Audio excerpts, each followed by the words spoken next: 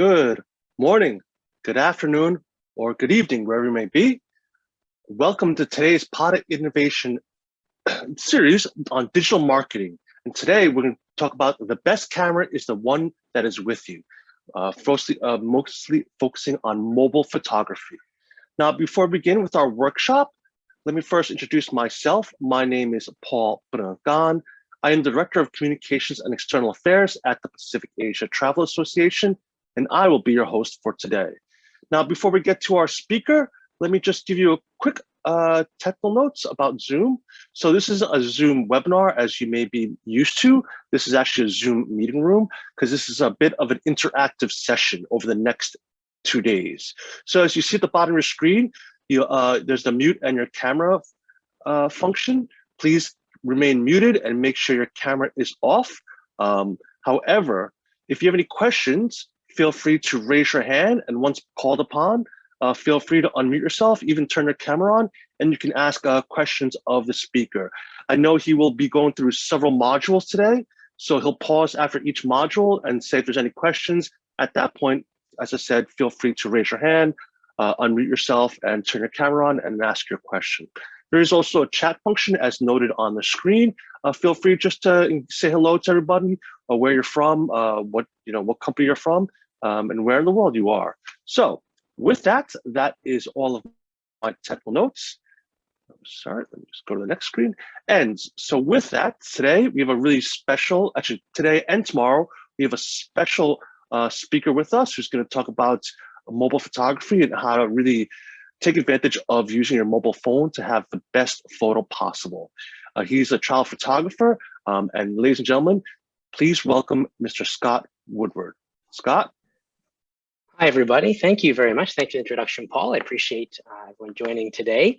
I'm just going to take a minute here and share my screen with you guys so that we can make sure you can see what we've got going on here on my side. So you should now see on your screen my PowerPoint. Yes, looks good. If you don't, okay, good stuff. Excellent. All right, so let's hop into this. As I just wanted to reiterate what Paul was saying, I welcome the feedback and interactive session today. So the more conversation, the better for everybody. So this is me. Hi, I'm Scott. I'm a travel and adventure photographer. I am currently based in Manila, Philippines. That's where I'm sitting right now. But I used to live, before this, I've only been here about 5 months or so. I used to live in Singapore for 25 years. And I spent those 25 years living and working and shooting all across Asia and around the world. But I haven't always lived in Asia. This is my dad, my father, and I grew up in this small town in Fonthill, Ontario, Canada. So my dad is a photographer as well, an accomplished amateur, but it was my dad who taught me when I was a boy how to make photographs, how to operate a manual camera, how to creatively interpret light, how to imaginatively compose an image. But more than this, my father instilled in me a sense of wonder and adventure. And I think that those are the traits that truly make me a photographer. So I spend, or I guess I should say I used to spend, I don't think anyone's going very far nowadays, but I used to spend about 200 to 250 days a year traveling the world on assignment. And the last sort of 18 months have changed all that for myself and for everybody else. And it's been difficult, right? It's taken a toll on my mental and emotional wellness. But I love what I do. I'm truly passionate about travel and adventure and photography and the art of storytelling. But what I've learned during the pandemic time is that I also love to share my skills and experiences with others, my creativity and my passion with people, which is why we're here today. So just very quickly about me, my work regularly appears in a wide selection of international magazines, a lot of titles that you've probably seen and are aware of, like National Geographic and Condé Nast Traveler, Travel and Leisure, and more. And I've also photographed tons of advertising campaigns for global brands around the world, like Google and MasterCard and Adidas and Hilton Hotels and Intercontinental. But over all these years of doing what I do, I've come to realize that it's not really about my gear at all, okay? We can't turn our creativity on and off. Ideas and inspiration and beauty are all around us. And there's a photographer in America named Chase Jarvis, and he says it very succinctly, and that's that the best camera is the one that's with you. And that's the theme of today. And you know, my iPhone is always with me.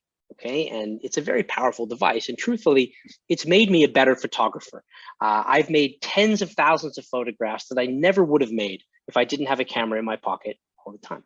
So today and tomorrow, I'm going to share with all of you my 10 tips, my 10 insights for how we can use the cameras on our mobile devices to their greatest effect, and how we can make the best possible images that we can. Okay, so I like to start here. This is kind of a fun one right off the bat, but just before we go any further, I just want to let you know every photograph that you see from now on was made only using my iPhone and edited only using my iPhone. So there's no sort of real camera photos here at all. Okay, so that's important because I want people to see how powerful these devices are. Okay, so the number one tip, and it's kind of a fun one to start with, especially where the situation we're in right now.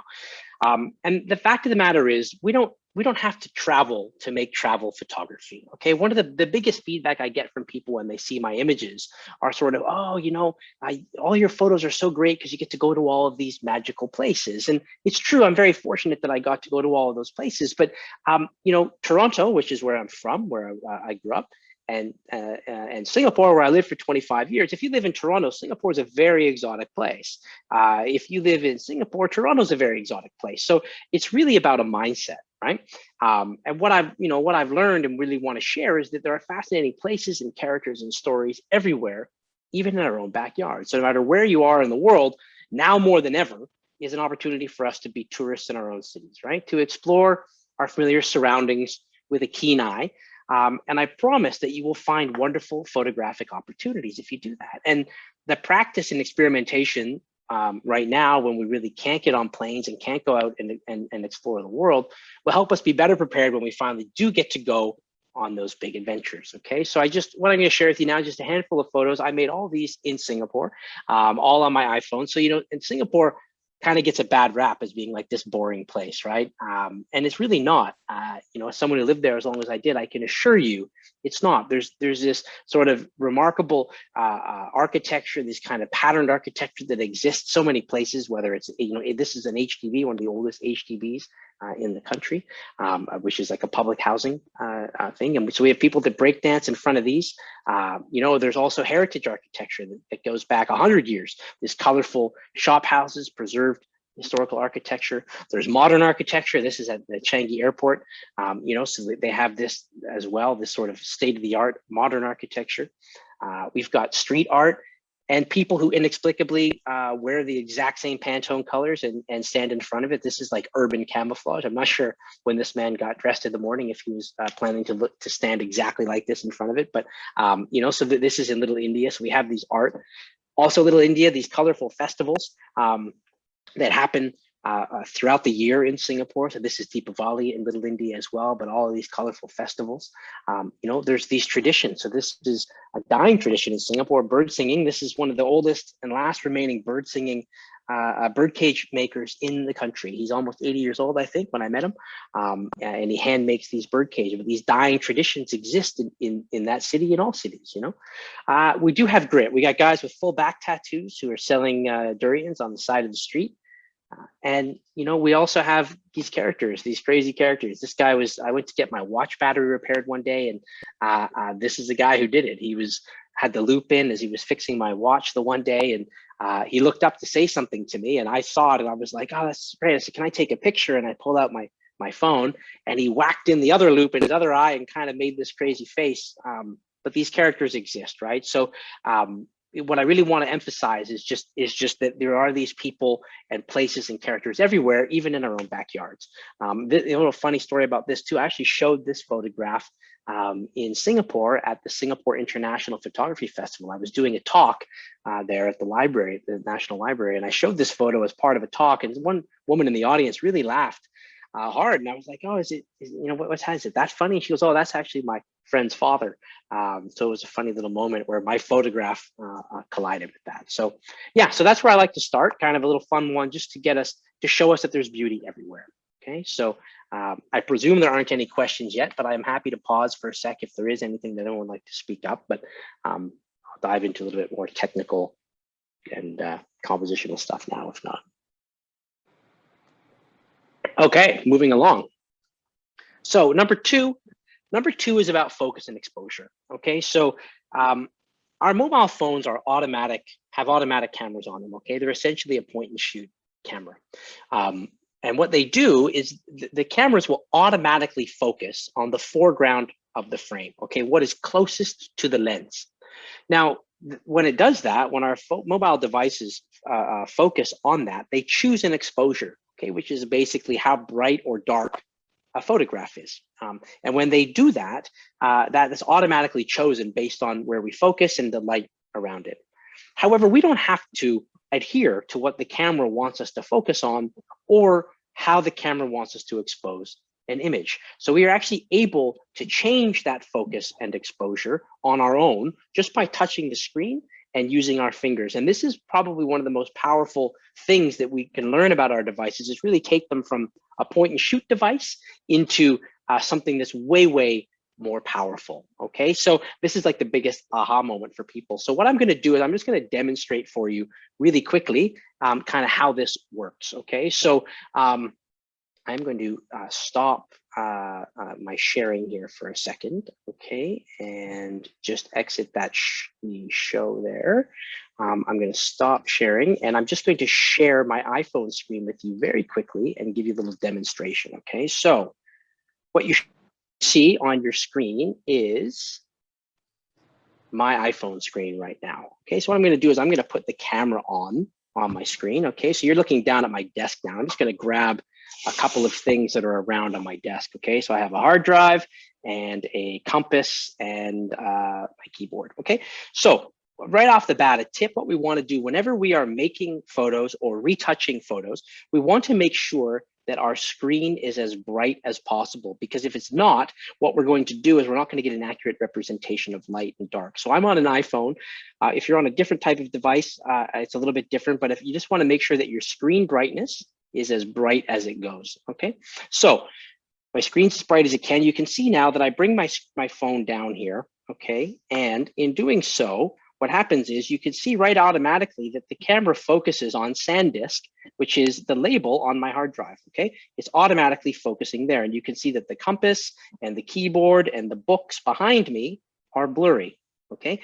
Now, when it's focused there, it's automatically chosen a focus and exposure. Now I can just take my finger and I can focus on the book. So if I just touch the back at the book there, you can see that the focus shifts from SanDisk, which is now blurry, to the book, which is now in focus, okay? And there you go, it went to the compass, it went to the book, it comes back to SanDisk, okay? So that's how we move our focus around. And when it does that, it chooses an exposure.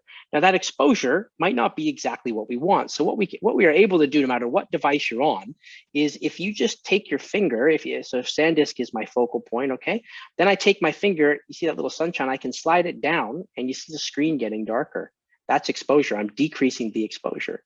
If I drag my finger up, you can see I'm brightening the scene. I'm increasing the exposure. Everything brightens accordingly, okay? And that's obviously way too bright, but I come back there, I just press on SanDisk and it chooses. So this little trick of moving our exposure up and down is very, very handy, and the biggest way that we can move our photos from being a very point and shoot photo to having more creativity in them, okay? So what I'm going to do now is just stop sharing that, and I'm going to go back to sharing my PowerPoint for you. So you should now see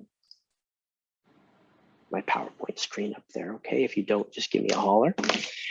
Okay, so just to demonstrate that, this is, a visual demonstration of exactly what I just showed you, okay? So this is a couple of actually iPhone boxes sitting on my balcony, all right? So you can see that the picture on the left, the focus is on the item that's closest to the screen, okay? The box is the camera's always gonna default to whatever's closest to our screen.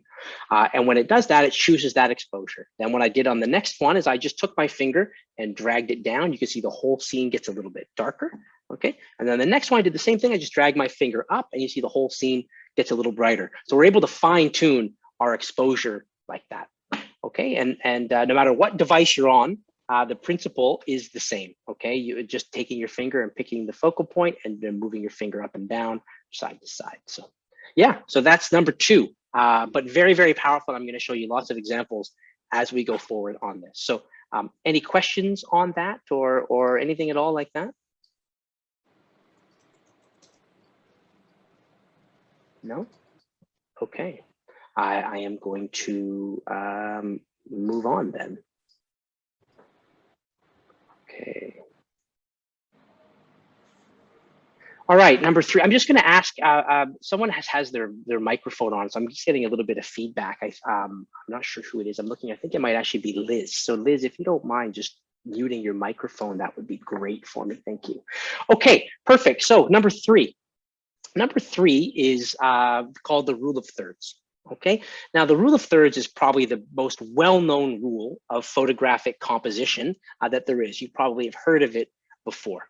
And the idea of rule of thirds is that we need to imagine that our image or our frame is divided into 9 equal rectangles. So basically 2 vertical lines, okay, and 2 horizontal lines. So almost imagine that you've made like a tic-tac-toe board on your screen, okay, on your image.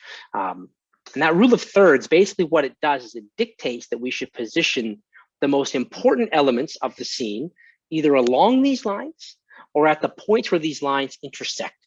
And what that does is that creates a bit of an asymmetry in our image, and it creates a visual tension, which makes a more appealing photograph for our viewer. Okay, and there's actually a way that we can turn on in our grid settings, in our settings rather, these grid lines in our preferences. Okay, so I'm going to show you how to do that just coming up. And then there's also something called rule of space. Okay, and rule of space is probably easier shown than explained. So I'm going to do that in a minute. So first of all, there's a way for us to turn these grid lines on in our phones. If you are on an Apple device, it's very simple. You just go to settings, which is on your home screen there, the little gear, okay? And what that does, opens up a menu, okay? And then what you do from there is you just scroll down to camera and you hit camera, and then you come down a little bit and you see something called grid. And there's a little green toggle switch there. You can toggle on and off the grid. And what that does is that turns on and off those grid lines for you, which helps us give a little bit of guidance when we're composing our image. If you're in a Samsung, it's a very similar thing inside your camera settings. You just get into settings exactly the same. And then there's a function called grid lines, and you can turn them on and off there as well. Okay, so I'm going to give you some visual representations of this. Okay, so this photograph here, this is from Mongolia. All right, so this is a pretty classic rule of thirds photograph. Okay, so what you can see here are these rule of thirds right off the bat. Okay, so you can see the 2 verticals, the 2 horizontals, and what I've basically done is I've placed the most interesting elements of the photo right down through the eagle, through the man's chest, through the horse's chest. Okay, so that, and he's off to the right hand side, and then I've done the same with the horizontals. Actually, this is a pretty classic rule of thirds example, going right through the horse, right through the man. Okay, so essentially, I mentioned rule of space. I'm just going to express it here.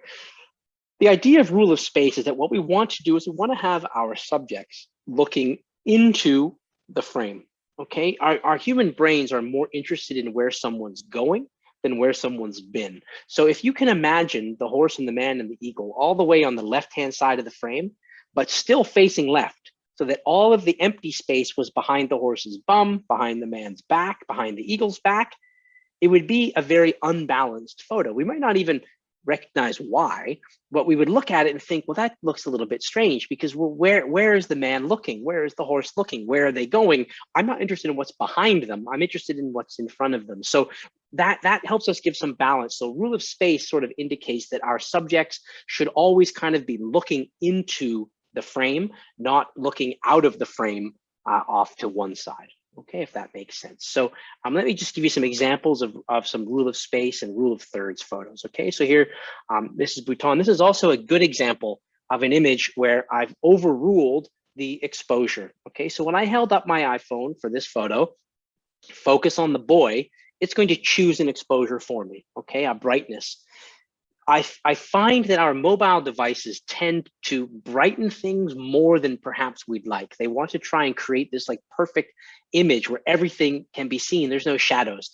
And I find that shadows and contrast create an interesting image, but it also underexposing allows us to see the light that happens. So what I did in this example, I would have focused on the boy's face, taken my finger, slid it down just gradually. You would see the screen get a little bit dark. We see our exposure get darken down a bit, and then we start to reveal some of those shadows on the wall, okay? And we get a bit more of a dramatic and moody image. So this is a very clear rule of space and rule of thirds, right? You can see the composition there for rule of thirds, and he's also his body, things are looking into the frame, okay? Same thing here, this is in Tokyo. We actually have some sort of built-in guidelines here, the vertical lines on the platform and on the trains, the vertical lines on the train doors, and you can see here, again, the way that I've composed this, the rule of thirds, pretty good, right? And even the rule of space, the man sort of pointing into the future, into where the train is going to be heading, okay, the conductor. This is in Lao. Again, the same kind of idea. You can see rule of thirds, rule of space. He's looking into the frame. There's another example of a time when I would have focused on the boy's face. It would have made a very bright environment for me. I would have seen around all the shadows and things, but I didn't really want to see that. I wanted to create this dramatic image. So again, I just would have taken my finger. The exposure would have been given to me by the camera when I focused on his face, but I just took my finger, dragged it down. You see the shadows close in and we create this drama of the image, okay? Okay, this is Singapore, all right? You can see again, it doesn't have to be perfect. You know, this photo and the next photo, okay? They're not exactly perfect, but they get the spirit of it is there, okay? And here's another one. This is in Bhutan as well. So you can see here very clearly our kind of rule of thirds by putting our subjects off in the bottom corner. But we also have that rule of space happening because the kids, the monks are like running into the frame, right? If we imagine that they were all the way over on the left and about to leave the frame, we would have all this empty space behind them and the image would just feel imbalanced, right? It would be like, well, I'm not really sure why maybe, but it feels imbalanced, okay?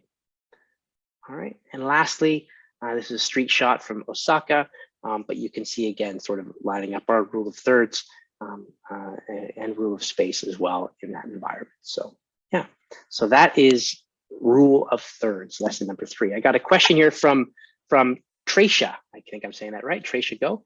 So Tracia is a great question. Actually, should the rule of thirds apply to the background of the subject, like the horizon, for example?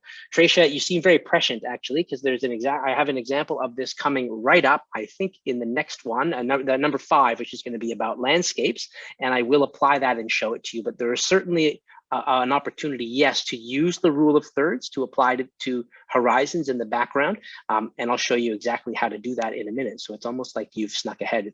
I wish it was the next lesson because it would be a good little segue for me, but yeah, good question. So there is a way and I will demonstrate that in a minute for you. So yeah, good question. Thank you, Tracia. Any other questions on rule of thirds or rule of space? Or anything that we talked about before? What you'll see today and tomorrow as we go ahead is I'm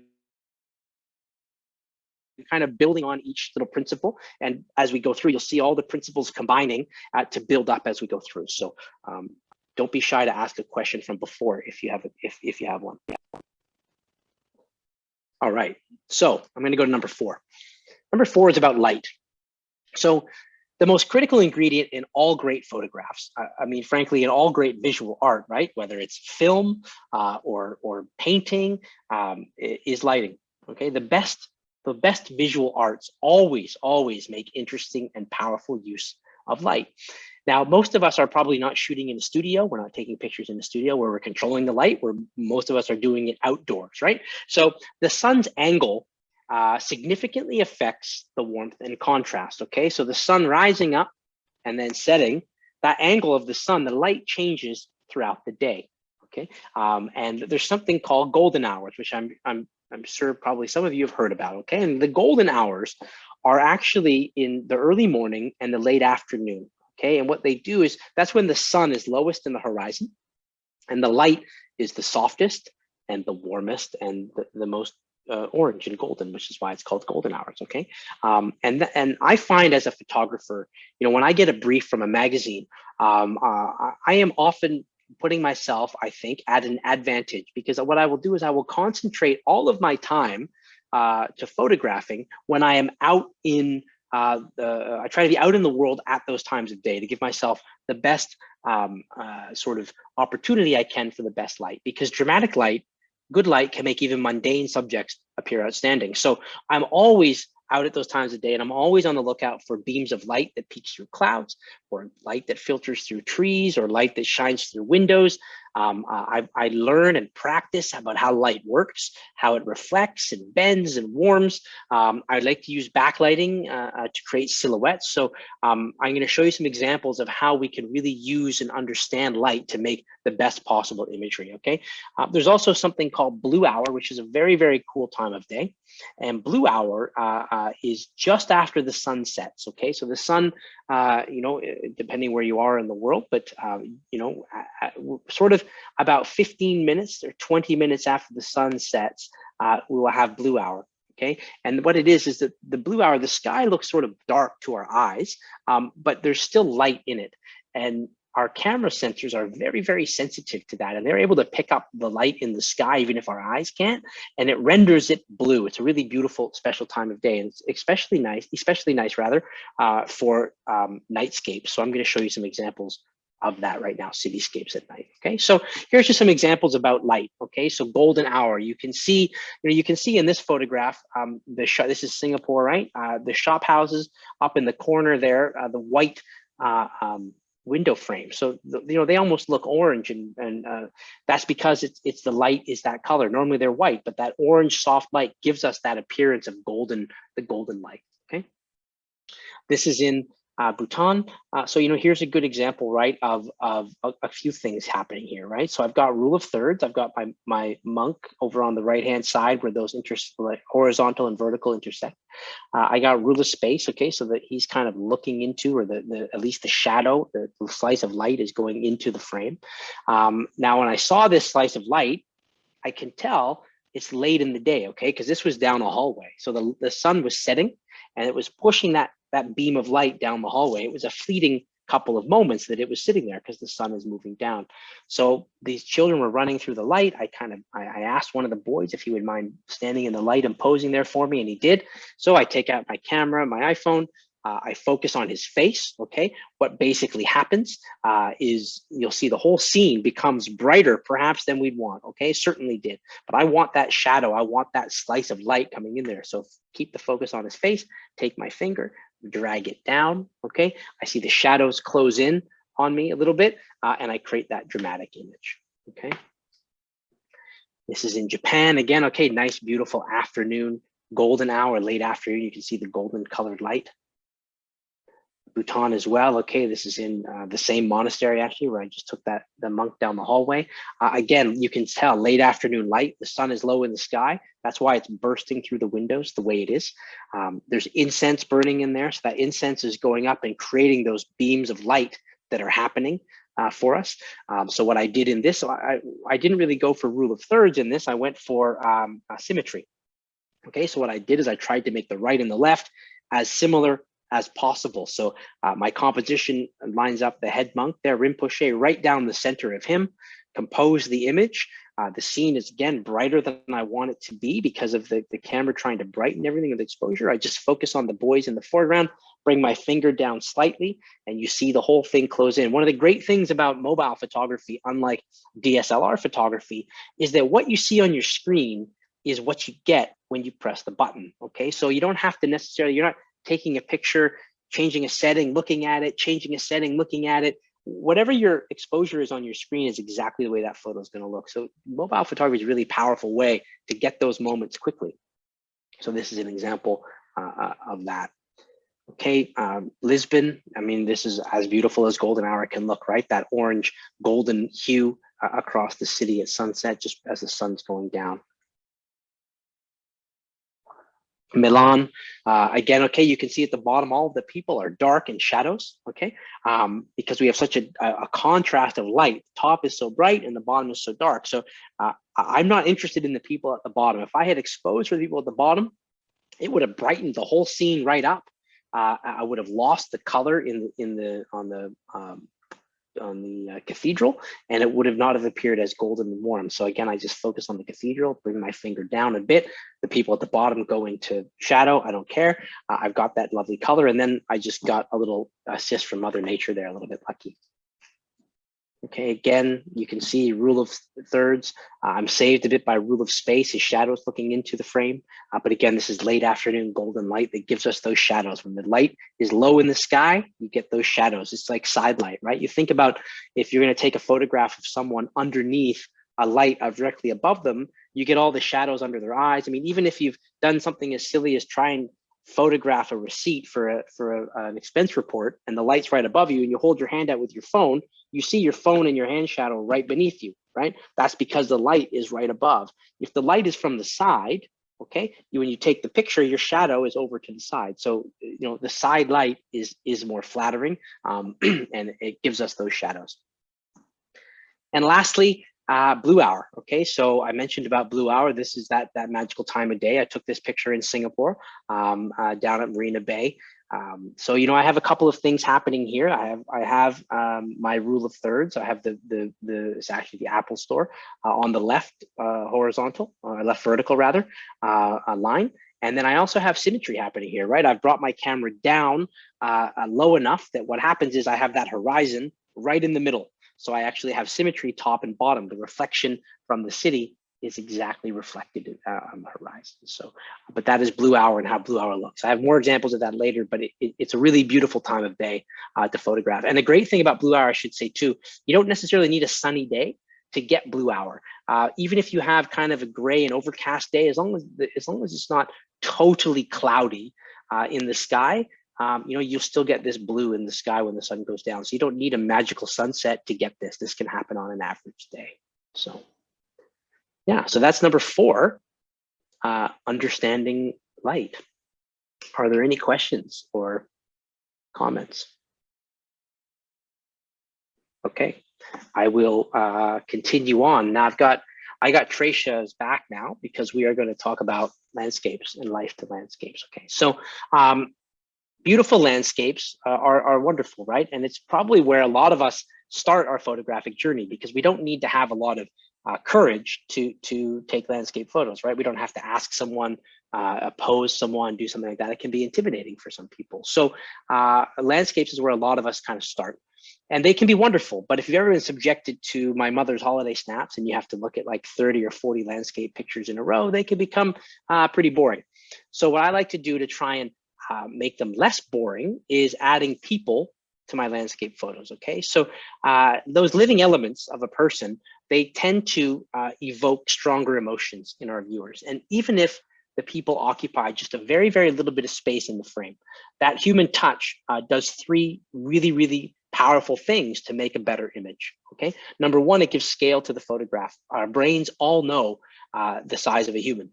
You know, we intrinsically know how big a person is. We don't need a tape measure. So having a person there gives us an idea of scale. All right. Number 2, having a person there gives us perspective. So it shows us how deep or how wide or how broad or something is, right? Having someone there gives us that perspective. If they're on the edge of a cliff or something like that, we can see it. And lastly, having a person there adds drama to a scene. So those 3 things really work to make better photos. So this is an example of a photo that does all of those things. Okay, perspective, drama, and perspective. Okay, so this photo, if this woman wasn't in this photo, you wouldn't even be seeing it because it would be such a boring photo, right? It would just be a green cliff and a green rolling valley, and that's it. It's not very important, not very special. But as soon as we put her there in her bright white outfit, your eye immediately goes to her. Our eyes are drawn to the brightest part of a photograph immediately, a brightest part of an image. So as soon as there's a bright thing, boom, our eyes are right there. So immediately we go to her.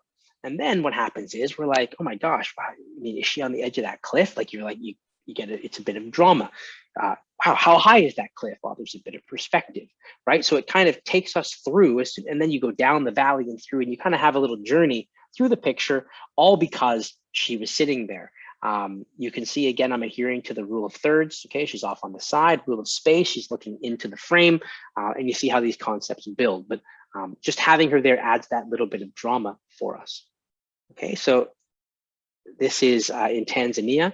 So a storm is coming across the savannah. I'm walking on the Serengeti. This is my guide. It's this totally dramatic image moment. He's wearing this bright, colorful outfit. So I sort of move back from him and compose this image. I want him standing as you see that storm coming across. Now, one of the things, and Tracia was a little bit ahead of me here, but people say often, oh my God, okay, there you go. You broke the rule of thirds, right? You no more rule of thirds. What you're telling us is not right. Well, that's not exactly true. If you look at where the horizon is, where the green horizon meets the blue sky, that's basically my bottom rule of third, right? That's my bottom horizontal line. So I've still composed this using rule of thirds, even though I stuck my subject right in the middle because I wanted him there for my composition. I still adhered to that 2/3 sky, 1/3 ground. Okay, I've done that. So I hope, Tracia, I'll show you a few more examples here too, but I hope that answers the question, because we can certainly compose our images, our landscape images, using that rule to help us for better composition. The other great thing about having the grid lines on in our phones is they help us keep our horizons level. Okay, because sometimes you take a photograph and if it's a beautiful landscape, but it's not exactly level, you'll see someone kind of turn their head a bit, even if they're not doing it knowingly, like oh, they're trying to get it straight in their mind. So those grid lines help us keep that horizon straight so that we walk around in the world with our horizon straight, right? Our head is on this gimbal. Everything is at perfectly at 180 degrees. So we want to try and do the same things with our photographs. Okay, so there you go. That's an example of using the horizon, the rule of thirds on the horizon.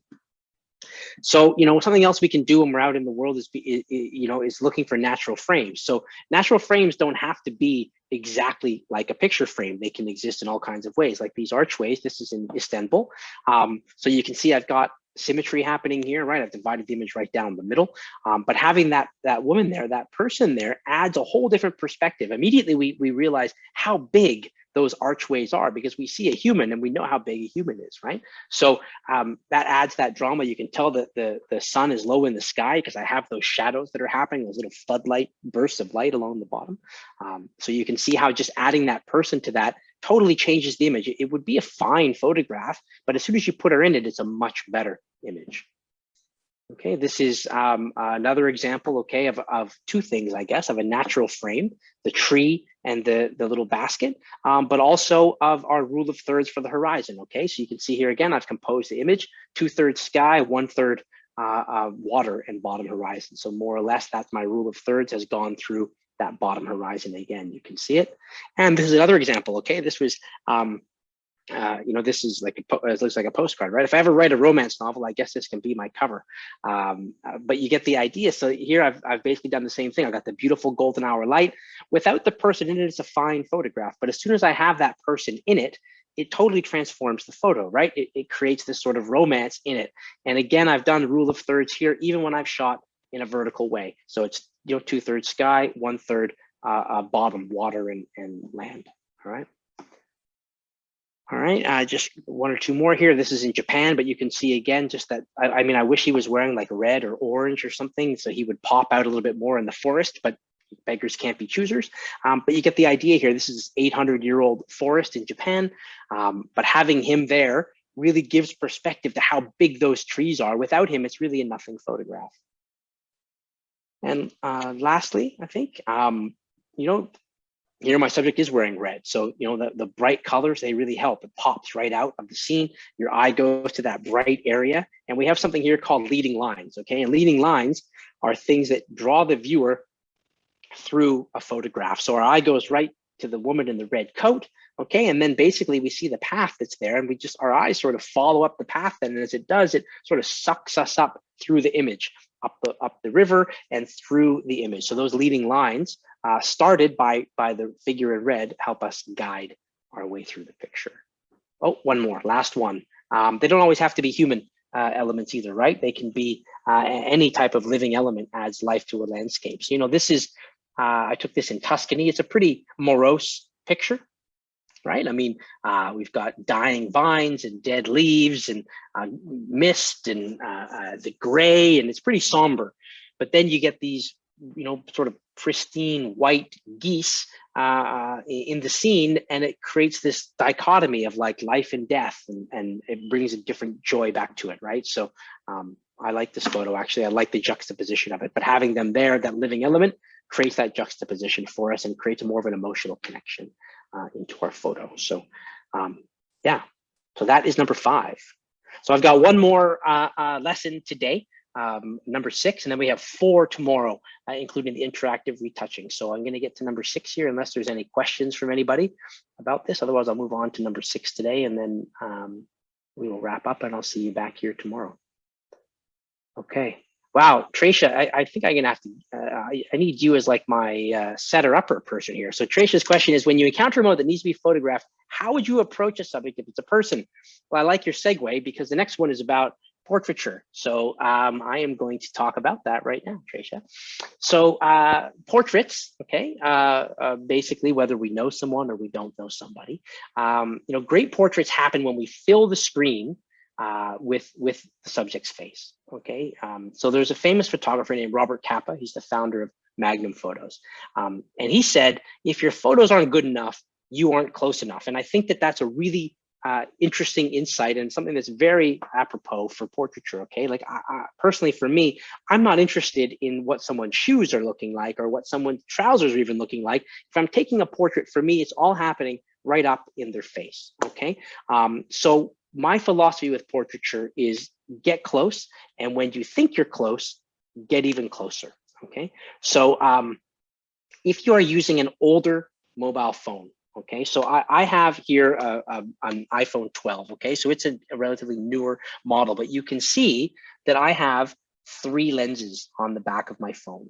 Okay, now depending on what device you have, you might have 1 or 2 or 3 or even 4 lenses if you have one of the newer Samsung devices. Okay, so if you only have 1 lens, what that means is that you just have 1 lens. And by zooming, when you zoom in, you are actually using something called digital zoom. Okay, and digital zoom, all digital zoom is doing is it's cropping your image. Okay, it's just cutting away pixels from the side to make that image bigger. So ultimately, it's degrading your photograph. If you have more than 1 lens, if you see more than 1 lens on the back of your phone, 2, 3, or 4, then what you have is something called optical zoom. Okay, now an optical zoom is kind of just what it sounds like. It's using optics to move us closer or further away from our subject. Just the same as a DSLR camera, when you put different lenses on the camera, a wide angle lens, and you take that off and you put a zoom lens on, the quality of your image hasn't changed. You've just become closer to the subject or wider on the subject, okay?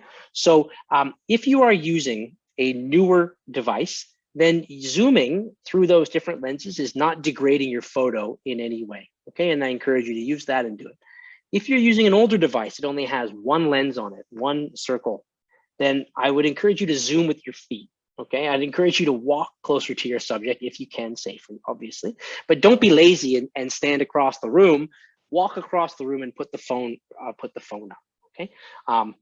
However, to Tracia's question about photographing strangers. Okay, so we always have to be respectful of people, and I always do seek permission from my subjects if they're strangers, even tacitly. Okay, so what I mean by that is, if I'm in a scene and I'm out on the street and I see someone doing something, someone's cooking something, and there's fire, and it's a really cool scene, and I want to photograph it, I have 2 options. I can either ask the man or the woman, can I take your picture? If they're busy and they're involved and you're back a little bit and you can't go and do that, what I will do is I bring my phone up, okay, and I hold it up slowly, and people will see you do it, right? And if you make that eye contact with someone and they see you got your phone up, they know what you're going to do. Now, that person has, in my opinion, 2 options, right? Number 1, they do nothing, which is, to me, a tacit approval that they are okay for you to take their photograph. If they look at you and see what you're doing and don't change their behavior, then they're fine.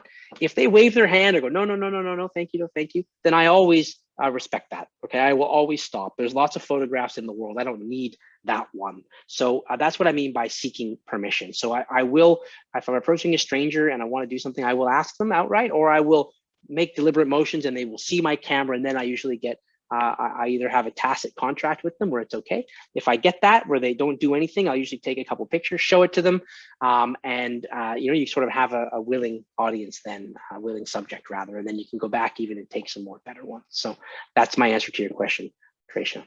So building on this concept of portraits, okay, I want to talk about something called portrait mode, or on Samsung, it's called blur mode. Okay, and what it enables us to do is create a depth of field effect in our photographs. Okay, what that means, it's the real word for it in optical world is called bokeh. Okay, and what that means is that our subject can be sharp, okay, but the background is soft and blurry. Okay, what that does is it really helps separate our subject from the background. It emphasizes and draws attention to our subject, and it lets the background fall away, as you can see in this little reference picture here. Okay, so that portrait mode, if you have an iPhone, is available on the iPhone 7 Plus and onwards. So it's been around for a few years. It constantly gets better. If you have an iPhone 10 or newer, it's actually something that's possible on non-human subjects as well, which is really cool. I'm going to show you some examples of how to do that. Okay, so just quickly, what I'm going to do here, I don't have a subject in front of me here, so you're going to be subjected to a selfie of me to show you how this works. Okay, so what I'm going to do is I'm just going to stop sharing that for a second, and I'm going to share my iPhone with you again. Okay, so right now what you should see on your screen is me. Okay, it's lucky you. So the way that portrait mode works is at the very bottom here, there's something called portrait. Okay, so if we go down there, you can see at the bottom it's called portrait. I touched it. So when you hold your camera up, you can see that these four little hashes happen around my face. Okay, and that's telling me that it knows that I'm in portrait mode right now. Okay, so the way that I basically do this is you've got a portrait mode on. You can tell I'm looking right there. I'm just going to take a picture right now, okay, of myself. I'm just going to smile. Okay, so there's my portrait. Okay, so now I go into it. Not a great photo, but it'll do. All right, now just at the bottom of my screen, I'm just going to, okay, there's a little edit button there. Okay, if you hit edit, what happens is we're inside, and you know it's a portrait mode photo because at the very top it says portrait. Okay, so sometimes when you take a portrait mode photo, it won't register as a portrait. It doesn't detect your face, or it's too far away, and you think you've taken one, but you haven't. The way you'll know is if you hit edit and it doesn't say portrait there, you don't have a portrait photo. Okay, so beside portrait, you see that little button that says f4.5. Okay, that is mimicking our f-stops. All right, so f-stops is basically your depth of field. It's changing how blurry the background is. So if I just hit that f4.5, at the bottom, a little scale comes up. Okay, now if I take that scale, you can see that I'm moving it to the left. You can see that all behind me, everything got very, very blurry. All the pictures on the wall, all of the bookshelf and everything behind me is blurry. Okay, if I move that to the right, you see it all kind of come back into focus. All right, so that is basically portrait mode. So what you're able to do is you're able to separate your subject from the background by after you've taken the photograph. Okay, so it's kind of a cool tool, and it enables us to really pull the subject out of the background. So once you find where you're happy, you can just hit done in the bottom right, and then that's your picture. We can now send that to whomever or do whatever we want. If you want to edit that again later, you just go back and you hit edit. Okay, same thing, f2.8, and I can move that to f16 and hit done. And now it just looks like that. So it doesn't keep that portrait mode lock in there. As long as the photo's in your camera roll, you're good to go on that. So that's just an example of portrait mode and how to use it. Okay, so I'm just going to quickly now click back to my PowerPoint. Okay, you should see my PowerPoint on your screen now. I'm aware of the time, so this is our last one. I'm just going to zip through this quickly. So this is just a representation of what I showed you. Okay, the idea that this photograph, you can see all the way on the left, it's f16. Okay, the background is quite clear, and then as we slide that slider down to f1.4, you can see how it gradually becomes softer and softer, and our little girl pops out of the background, right? And then I mentioned that this is something that you can also do with non-human subjects on the newer phones. Okay, so this is an example. These are Christmas lights that I took. The picture on the left is exactly how those Christmas lights look to my eye. Okay, they were just Christmas lights in the trees. I took it on portrait mode with the photo, and then later I hit edit, and I can go into portrait mode and move that f-stop, and you can see f16 on the left, and then you move all the way down to the right, f1.4. You can see how those Christmas lights just create that nice sort of magical ethereal feel in the background, okay? And so this is a nice thing to learn, especially as the holiday season's approaching. It's really nice. You can actually do portraits of people or dogs or whatever in front of Christmas trees or in front of Deepavali lights. And what you're able to do is create this lovely texture behind them, okay? As I mentioned, this is also available in Samsung if you have a Samsung device, something called live focus and then blur mode. So you're able to do the same thing in Samsung if you have that, okay? So lastly, I'm just going to show you some examples of portraits, the concept of getting close and then getting even closer, okay? So on the left here, this is a sea gypsy. So you can tell I'm not interested in anything at all but his face, that kind of weathered skin. He's wearing these hand-carved goggles. I really wanted to show that. And a question I get from people often is, why do you choose black and white sometimes? Like, what makes you do that? And it's a good question, actually, because there's various responses. But one of the main reasons I choose black and white is because sometimes there are very, objects in the background that can be very disturbing or move your focus away, okay? So in this example, for instance, coming out of his ear is a clothesline, okay? So in the background is a clothesline with all different kinds of clothes on it, different colors of shirts and t-shirts and things like that. And that's very distracting to the viewer. So what I really want to do is I want to eliminate that. Well, rather than go in and delete somehow the clothesline in the background, I just make the image black and white. The clothesline stays there, but you don't notice it the same. You're not distracted by it, okay? Here's portrait mode photograph. So you can see I'm right up close on the man. You basically choose your focus, take the photograph. Okay, what I liked about this was the light is right above us here. So I talked about shooting in the late afternoon and stuff with the light, but this is midday. But he was wearing this hat so that there was holes in the hat. So you can see the sunlight creating these dots on his face, which is what I was drawn to and what I liked. So I got up nice and close, take the photo. Later, I can use my portrait mode to really make his face stand out on that. Okay, this is in Myanmar also, but what I really wanted was that tonica, right? The face painting. I don't care about the hair. I don't care about the shirt she's wearing. I'm in really, really close on her face. I want to see those bright pink lips. I want to see the really cool tonica painting textures on her skin. All right, this is really close. This is my niece in Canada. So you can see here, like I'm right up close on her, right? I'm focusing right on that eye that's in the foreground, right closest to me, down on the ground with her. My phone is almost touching her forehead, right in close to get that sunburst and her kind of lying on the ground and changing perspective, but also, getting up close and telling the story of her face. And here we got a clown on the street in Kyoto. Again, I've propped off everything. I want the bow tie. I lost a bit of the top of his hat. I don't care. The story's up close on him. Same thing here. This was my assistant at a shoot in Australia a number of years ago, who was a steampunk guy. He wore a top hat and cracked goggles, but great face for it, right? So again, I kind of made this photograph of him one day. I'm not afraid to crop, get it really close on him. Here we got a lady in Bhutan, the 88-year-old lady walking on the street in Bhutan, this beautiful smile and life about her. The story is all up there in the face, right? So I'm right up close to take that portrait of her. Okay, and lastly, again, you don't have to be human, right? We can do this with animals too. Don't be afraid to get close. This little guy crawled up on my balcony in Singapore one day and was very, very curious. And I had my phone and I thought, wow, I wonder how close I can get to taking a picture before he runs away. And that's how close I got before he ran away. So he was very friendly little guy. So again, you can get right up close and tell the story in close. So with that's a summary of today. So we learned about being tourists in our own cities, about taking an opportunity to try and see our familiar surroundings with fresh eyes. We learned about focus and exposure and how our cameras automatically choose those, but we can override them and overrule them, which is the most important task I think that we can probably do on our mobile phones and really make them more creative tools. We learned about rule of thirds and rule of space, about light and interpreting light and looking for good light and giving ourselves the advantage by being out at the right times of day to get that light.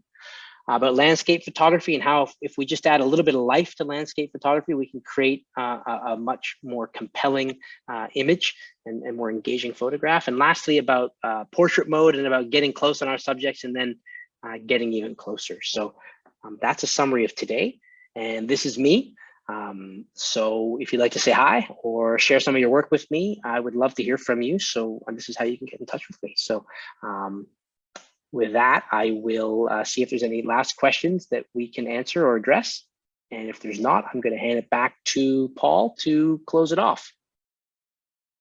Well, thank you very much, Scott. That was a fantastic presentation, but we're actually not done with Scott because there is part 2 tomorrow at the same time, 3 p.m. Bangkok time.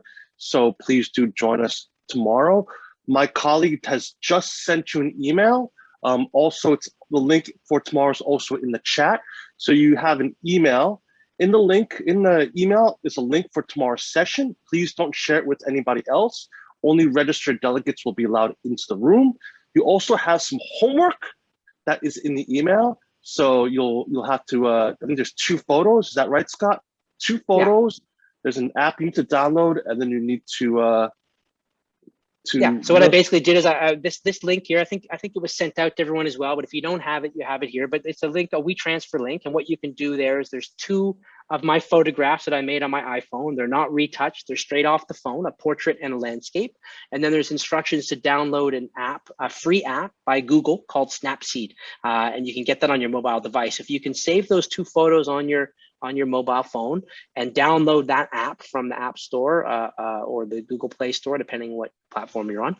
Then tomorrow, when we get to the last part, we're going to do an interactive retouching. So we're going to both, you guys can use the same photos that I'm using, and I'm going to teach you how we can move our photos from good to great, how you can retouch those photos and make them really sing. So that'll be tomorrow's exercise. Fantastic. Thank you. So with that, we'll leave Scott. I said, if you have any questions, you can ask. If you come with some questions overnight, you can bring them back tomorrow and ask him tomorrow. So thank you much, Scott. And I will do a quick wrap up here, and I'll see you again tomorrow. Scott? Awesome. Thank you, everybody. Thanks for joining. I look forward to seeing you tomorrow. All right. So as I quickly wrap up here, as I said, if you have any questions about today's webinar, about the link, about the link for tomorrow, about the email, if you didn't receive it, you can email me. I'll give you my email after I just tell you about some of our other upcoming events. So as I said, session 2 is tomorrow at the same exact time. That's 3 p.m. Bangkok time. And so I said, some other upcoming webinars. Next week, September 14th, we have continuing our product innovation series on HR, the road to recovery for tourism roles and opportunities. And we'll be joined by the founder and CEO of ACI HR Solutions, Mr. Andrew Chan. Oops, sorry, this is very sensitive. And then later on the week, that's Andrew's is on Tuesday. Then on Thursday, we will be with MasterCard and rethinking technology and cyber risk. And that is at 3 p.m. Bangkok time. I also want to just keep you aware of our virtual Rural Tourism and Sustainable Development Conference. That's on September 25th from 3 to 6 p.m. That is GMT +8. That's China time, so that's 1 hour ahead of Bangkok time. Please do join us today. That is actually open for anybody. You can find information about how to register on our website. And later next month, we have our virtual Pata Wellness and Luxury Travel Conference in March. It's a 1-day conference and 1-day trade show. So if you're in the wellness and luxury space, and you can sign up now either as a seller or a buyer or as a conference delegate. The date's October 20th to the 22nd. And I said all information will be on our website. And with that, here is my information. So if you didn't get the email regarding the link for tomorrow, or regarding the 2 photos and the app you need to download, feel free to email me. Email is very easy. It's paul@pata.org. If you want any information about the webinars or events that are upcoming that I just showed you, feel free to visit our website at www.pata.org. And with that, that is the end of today's session. Just again, part 2 is tomorrow at 3 p.m. Bangkok time. I will see you then. Thank you very much to Scott. Scott, I'll see you tomorrow. Thank you to all of you for joining us. And As always, thank you to our members, our partners, our chapter members, our life members. Without your continued support, none of this would be possible. Thank you. Take care. See you tomorrow.